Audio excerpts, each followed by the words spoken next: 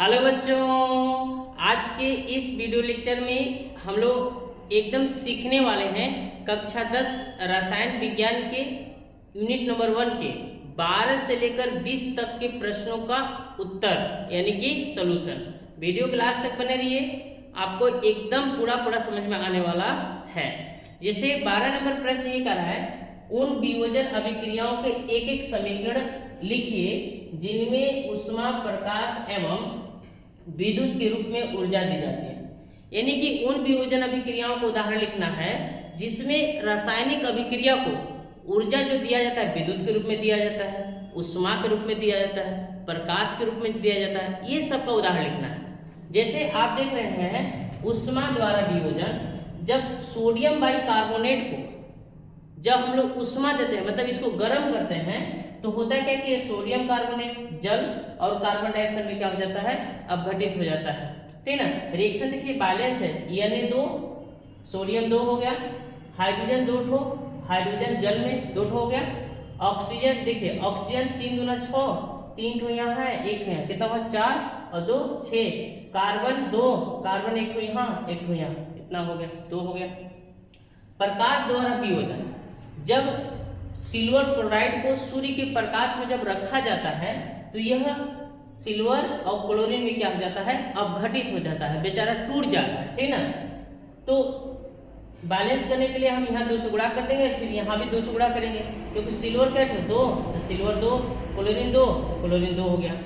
विद्युत द्वारा वियोजन, जब सोडियम क्लोराइड यानी कि कोई भी लवण के जलीय विलयन में जब विद्युत धारा प्रवाहित करते हैं तो इसमें जो माइनस आयन टूटता है, वो माइनस आयन जो टूटता है बैटरी के मतलब जो है एनोड सिरे की ओर प्लस सिरे की ओर दौड़ता है। ठीक, और प्लस सिरे से उसको लगाव होता है, प्यार होता है, समझे ना।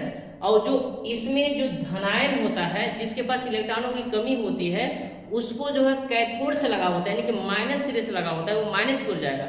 ये माइनस प्लस वाला माइनस की ओर जा करके अपना इलेक्ट्रॉन जो दिया है वो ले करके मुक्त हो जाएगा, और जो माइनस वाला है जो एक्स्ट्रा इलेक्ट्रॉन लिया है एनोड पर जाकर के अपना इलेक्ट्रॉन क्या कर देगा, वहां दे करके बेचारे भी मुक्त हो जाएगा। तो ये देखिए कैथोड पर ये एकत्रित होता है, सोडियम मुक्त हो जाता है दे करके अपना इलेक्ट्रॉन लेकर के, और क्लोरीन जो है एनोड पर जाकर के जो इलेक्ट्रॉन एक्स्ट्रा लिया रहता है बेचारा ये क्या करता है, दे करके मुक्त हो जाता है।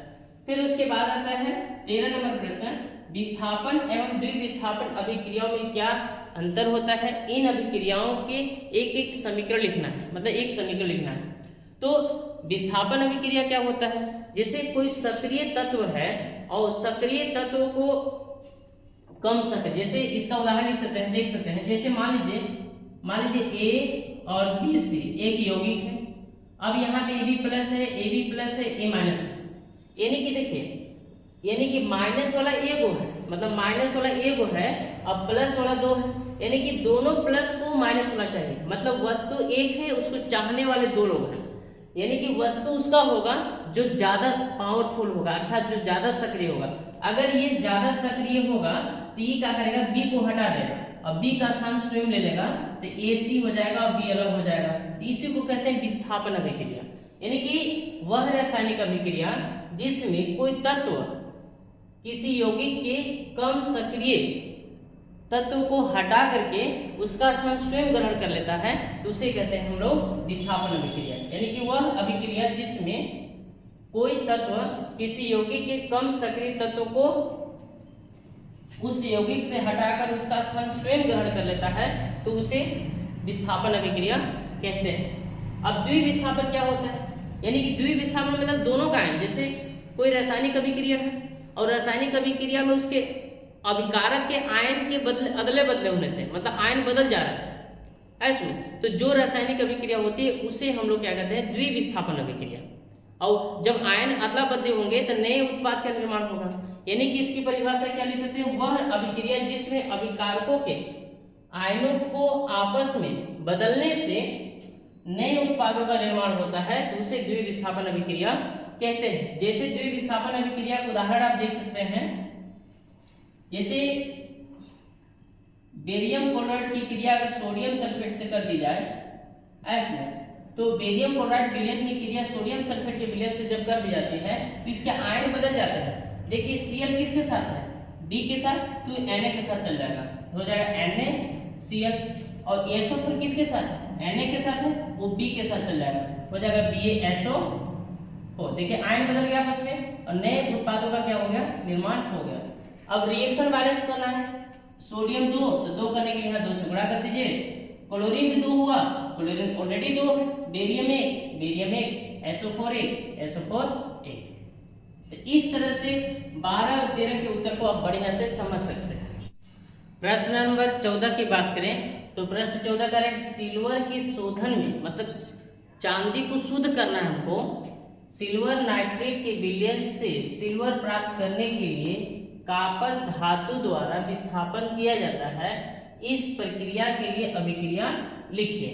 मतलब सिल्वर का शोधन करना है और सिल्वर के शोधन करने के लिए सिल्वर नाइट्रेट के विलयन में हमें कॉपर धातु से को उसमें प्रवाहित करते हैं, कॉपर धातु से क्रिया करते हैं। तो क्या करेगा कि कॉपर धातु जो होता है सिल्वर से ज्यादा सक्रिय है, तो सिल्वर नाइट्रेट के विलयन से कॉपर धातु सिल्वर को हटा देगा और उसका स्थान स्वयं ले लेगा और सिल्वर अलग हो जाएगा। इस तरह से हमें शुद्ध सिल्वर क्या हो जाएगा, प्राप्त हो जाएगा। यानी कि Cu प्लस, देखो सिल्वर कॉपर जो है सिल्वर नाइट्रेट के विलयन से क्रिया करता है तो कॉपर नाइट्रेट और सिल्वर अलग हो जाता है। अच्छा ये बताइए, जैसे ये देखिए ये भी प्लस प्रकृति का होता है, ये भी प्लस प्रकृति का होता है और ये भी प्लस माइनस प्रकृति का होता है, यानी कि वस्तु एक है, चाहने वाले 2 लोग हैं, तो वस्तु उसका होगा जो ज्यादा सक्रिय होगा। तो Ag और Cu में Cu ज्यादा सक्रिय है, तो ये क्या करेगा कि सिल्वर नाइट्रेट के विलयन से सिल्वर को हटा देगा और जब इसको ये हटाएगा तो इसका स्थान स्वयं ले लेगा और ये क्या हो जाएगा बेचारा, अलग हो जाएगा। तो ये विस्थापन अभिक्रिया का उदाहरण है।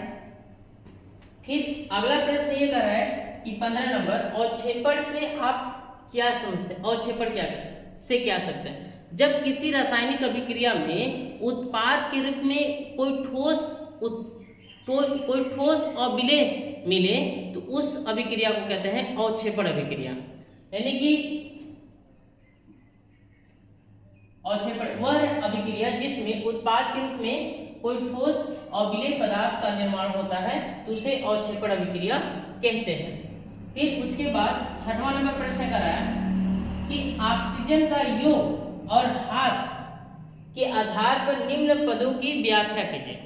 मतलब कोई भी पदार्थ ऑक्सीजन को योग कर रहा है, कोई पदार्थ ऑक्सीजन को रिलीज कर रहा है मतलब छोड़ रहा है, उसके आधार पर उपचयन का मतलब ऑक्सीकरण और अपचयन का व्याख्या करना है।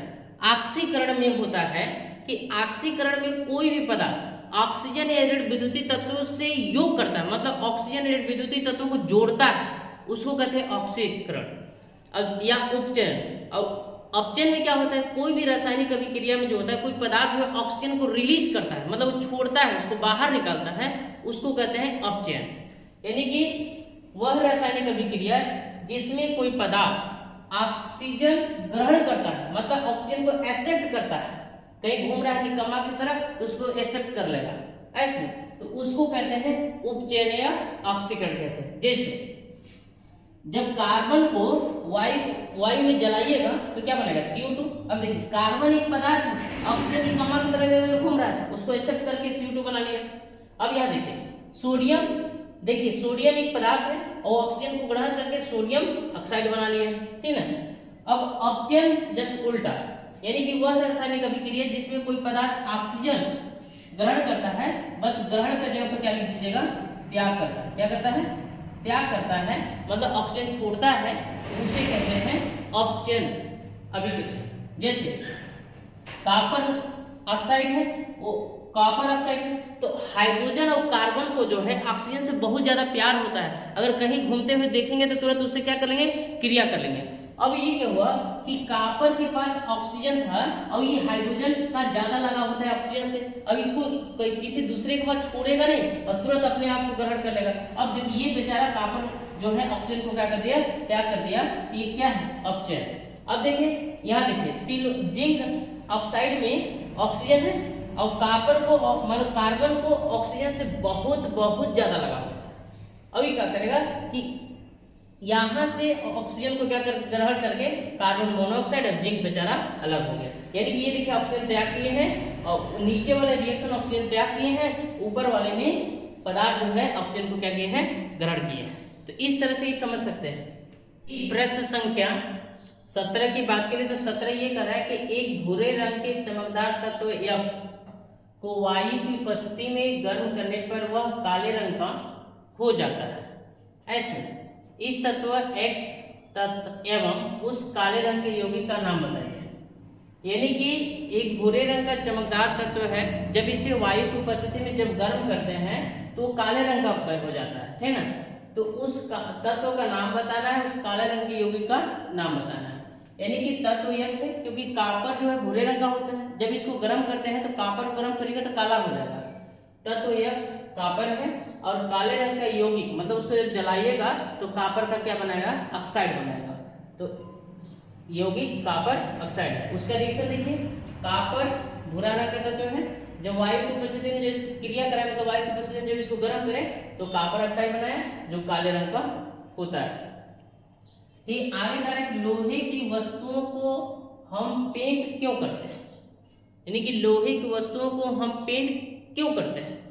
ऐसे लोहा एक क्रियाशील तत्व है और वायुमंडल में उपस्थित जल वाष्प वायु से क्रिया करके क्या करने लगता है, क्रिया करके धीरे धीरे नष्ट होने लगता है। तो इस घटना को हम लोग क्या कहते हैं, संक्षारण कहते हैं।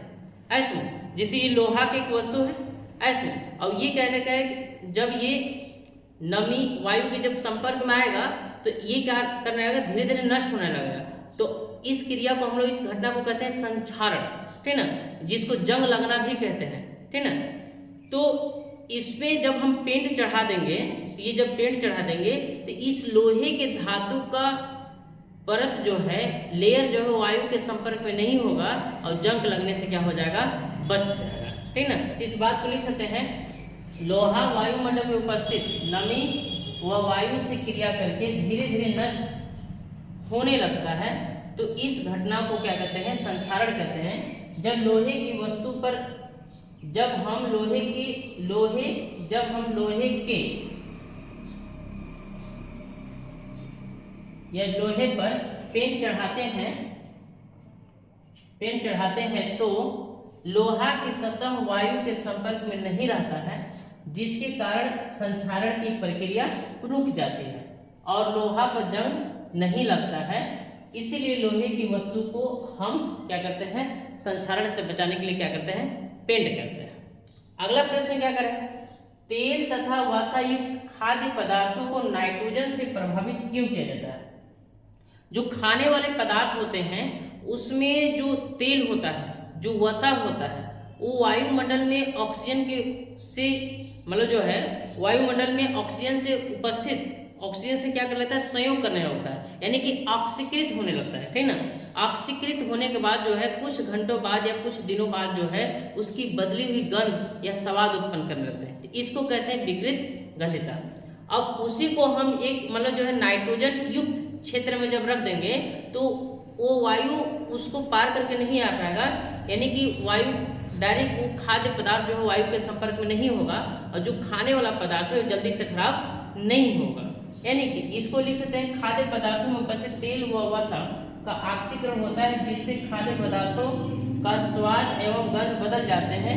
तो इस घटना को विकृत गंधिता कहते हैं। जब खाद्य पदार्थों को नाइट्रोजन युक्त पैकेटों में भर देते हैं तो नाइट्रोजन अक्रिय गैस होने के कारण उनका ऑक्सीकरण नहीं होने देता है और खाद्य पदार्थ लंबे समय तक क्या रहते हैं, संरक्षित रहते हैं।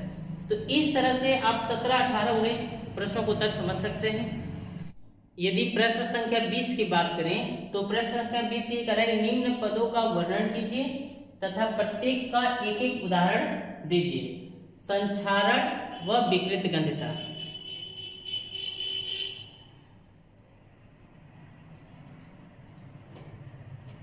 प्रश्न संख्या 20 की बात करें तो ये कह रहे हैं, निम्न पदों का वर्णन कीजिए तथा प्रत्येक का एक एक उदाहरण दीजिए। जैसे में संक्षारण क्या होता है, विकृत गंधिता क्या होता है। संक्षारण मतलब होता है कि जब कोई धातु जो है नमी अथवा वायु की उपस्थिति के कारण धीरे धीरे नष्ट होने लगता है, धीरे धीरे क्या होने लगता है, खराब होने लगता है, तो इस घटना को क्या कहते हैं, संक्षारण कहते हैं। जैसे लोहे पर जंग लगना, ऐसे में, तो ये सब क्या है, संक्षारण क्रिया। संक्षारण मतलब होता है नष्ट होना, किसके उपस्थिति में, वायु अथवा नमी की उपस्थिति में धातुओं का नष्ट होना। तो यानी कि जब कोई धातु वायुमंडल में उपस्थित नमी तथा वायु से क्रिया करके धीरे धीरे नष्ट होने लगता है, तो इस घटना को क्या कहते हैं, संक्षारण कहते हैं। एल्युमिनियम, उदाहरण लिए एल्युमिनियम धातु की चमक का कम होना। जैसे एल्युमिनियम को, जैसे एल्युमिनियम कवर वाला जो तार होता है एल्युमिनियम का, उसको देखते हैं कि जब उसको कवर हटाते हैं एकदम चमचमाता हुआ था, कुछ दिन बाद उसी को देखते ही एकदम धुंधला हो जाता है। होता क्या है कि वायुमंडल में जो जलवाष्प हैं, जो वायु हैं, उससे क्रिया करके एक Al2O3 का महीन, मतलब एल्युमिना का एक महीन परत बना लेता है, और उस परत के कारण उसकी सतह क्या होता है, धुंधली हो जाती है। ऐसे तो एल्युमिनियम की सतह का चमक कम होना। विकृत गंधिता क्या होता है, जो खाने वाले जो पदार्थ होते हैं उसमें तेल और वसा जो उपस्थित होता है वो ऑक्सीजन से क्रिया करने लगता है, और जब ऑक्सीजन से क्रिया करता है तो ऑक्सीजन से क्रिया करने के बाद जो है वो कुछ समय बाद बदली हुई गंध, टेस्ट उत्पन्न, स्वाद उत्पन्न करता है। तो इस घटना को हम लोग क्या कहते हैं, विकृत गंधिता कहते हैं। ऐसे जैसे उदाहरण में से खाद्य पदार्थों में उपस्थित तेल व वसा के ऑक्सीकरण के कारण उनके गंध व स्वाद बदल जाते हैं, तो इस घटना को क्या कहते हैं, विकृत गंधिता कहते हैं। जैसे तले हुए आलू के चिप्स, पापड़, चावल, रोटी आदि कुछ घंटों या दिनों के बाद बदली हुई गंध और स्वाद उत्पन्न करते हैं। तो इस तरह से हम 12 से लेकर 20 तक के प्रश्नों का एकदम आसान तरीके से हल बताए हैं। अगर वीडियो आपको पसंद आया होगा, इसको लाइक करें और ज्यादा से ज्यादा लोगों के पास क्या करें, अधिक से अधिक लोगों के पास क्या करें, शेयर करें।